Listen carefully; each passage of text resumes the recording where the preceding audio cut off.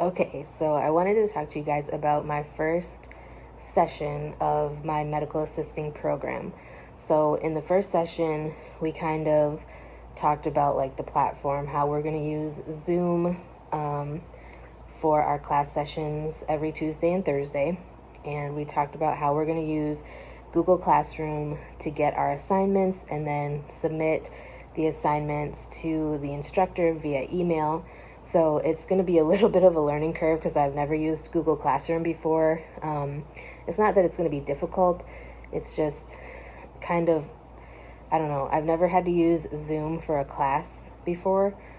It's always been like if I needed to do an online class where I had to be online at a specific time, the school that I've had to do that for has had their own kind of online learning platform. So, you know, so we do Zoom and Google Classroom, but Zoom, we actually do like the class sessions.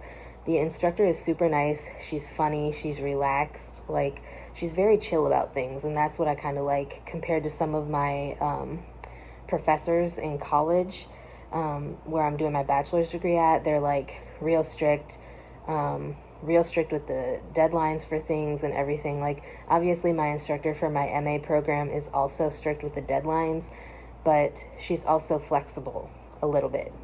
And she basically says, like, you can either write it out on paper and take pictures of it or scan it into the computer and email it to her, or you can just do like Google Docs or Microsoft Word or something and send her the assignments that way. She basically said whatever's easiest for you because she knows that some people do things certain ways and then other people do them different ways. So it just depends on the person how things work better for them. And so we talked about law and ethics. We talked about HIPAA. We talked about like ethical dilemmas, which we do have an assignment that is based on ethical dilemmas. Like, we have to write what we would do in the situation and pros and cons of your choices and things like that. And she said there's really no right or wrong answer. She just wants us to do some critical thinking and think about like the situation and how we would handle it. We also talked about like if you have to void a patient, what those requirements are. Like if the doctor no longer wants to see the patient, what would you do? What things have to be included with like your letter saying that they're going to no longer serve as your doctor. And I just thought it was interesting, like certain things that the instructor told us last night were really interesting. Like, she was telling us, somehow we got on the topic of murder, and if a murderer was to come into the emergency room or urgent care and you're working as a medical assistant or any type of healthcare professional, really, you don't really have a choice of whether or not you can care for that patient. You have to do it because it's what's morally right. We talked about like the difference between morals and ethics and laws. We talked about assault and battery. We talked about, the instructor told this story about, because we were talking about CPR and assault and battery. And she was telling us that a woman who was her CPR instructor went to a restaurant and was having lunch, and there was a woman who started choking, and she said that the instructor, being a CPR instructor, stood up and went over to try and help the woman, and the woman said that no, she didn't want any help, she was fine, and she told her to get away. And so she literally waited until the woman passed out and then did CPR. So, I mean, you might think that that sounds weird, but technically that's what you have to do, because if they are conscious, they can deny your care.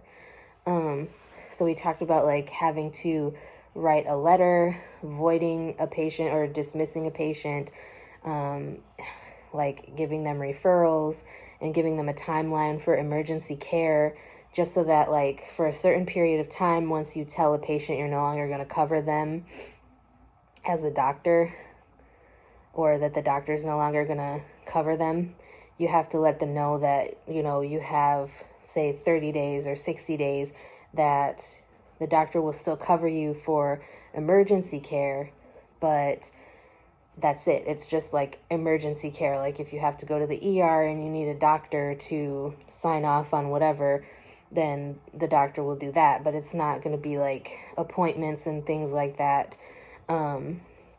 for general primary care purposes. And I can already tell that I'm really going to like this program. We, for our clinicals, we're doing all of the theory first. So like up until October, we're going to be doing the online classroom and all the theory, like the bookwork.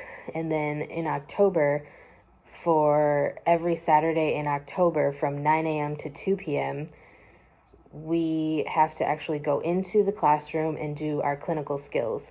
So we're going to learn how to do wound care, casting, bandages, sutures, removing sutures, injections, obviously the vitals and stuff like that, but I know how to do that already. Phlebotomy, which I know how to do that already, so it's just going to be like a refresher.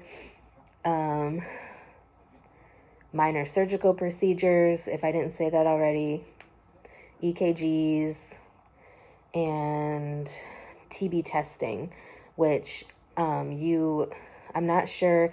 She said she was going to check and see. We might have to pay extra to get TB certified to give the TB tests. So I'm not sure, but if we do have to pay extra and I'm able to afford it, I'm definitely going to do that. And she wanted us to think about like what specialty or what area of medicine we want to work in. And I am already thinking that I want to work in like an urgent care setting. I definitely don't want to work with pediatrics on a regular basis. Like obviously in urgent care, you will get kids coming in and have to deal with kids, but I don't want to be in like a pediatric office where that's all we deal with really is pediatrics. I don't want to do that. I don't want to give shots to babies and things like that. It's just not my forte. I'm not interested in it at all. So I feel like urgent care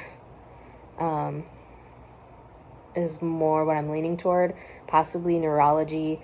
I haven't really narrowed that down yet for which one, but I'm really leaning more towards urgent care because I just think it would be fun to, or not necessarily fun, but interesting to see different things all the time, consistently.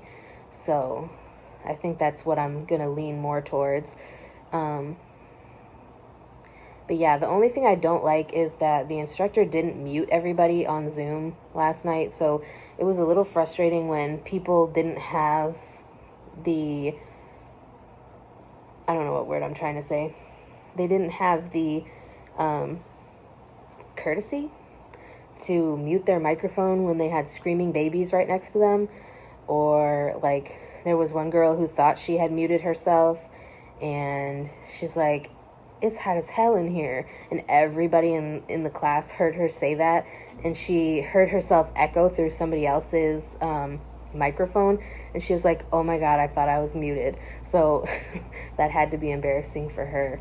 But if you guys are interested or you want me to share more about like what we are learning in my medical assisting class, we already have 2 projects, 2 assignments. One is writing that dismissal letter for a patient and making sure to include the referrals and like a timeline for the emergency services or emergency care and all that. We have to do that. And then we have to do a project or a paper, a 2-page paper about the ethical dilemma and like the pros and cons and things like that I was telling you about. So if you want me to make videos chronicling my journey towards becoming a medical assistant, please let me know, and I can definitely film a video like recapping or talking more about interesting things we learn about. My instructor does share quite a few interesting stories. She shared at least 3 last night. One of those was the story about the woman who was choking, and her instructor had to wait till she passed out, because as a healthcare professional, if somebody tells you they don't want your help, you have to back off, because Good Samaritan law won't cover you if the person has told you no. So that was why she was explaining that to us, because we were talking about like the laws and things like that, and we kind of started to delve into HIPAA, but not really too in depth on it. But anyways, let me know if you guys would like to hear more about my journey, and I will talk to you guys again next time.